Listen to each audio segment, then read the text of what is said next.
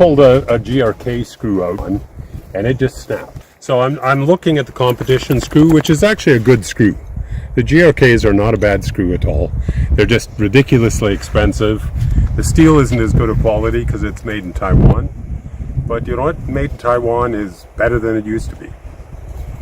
But, you know, so we're going to put a new screw in. We're going to put it in a different hole. And you're going to just...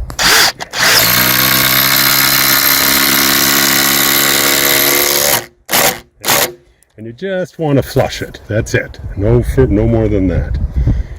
Wow. Well, he's got... Did you put that GRK? I put this one in. Yeah. Oh, okay. So you put two in. Yeah, I left the GRK in there. I'm going to leave that one in there. So that just snapped. If any of these German screws snap, we'll replace it. You just let me know how many snap. You don't want to overdrive it. You don't want to drive it too hard because that stresses the screw, especially if this gets wet and swells.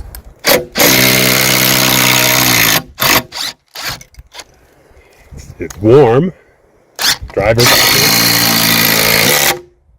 still drives. And I'll guarantee they won't break. Any that break, we'll replace it.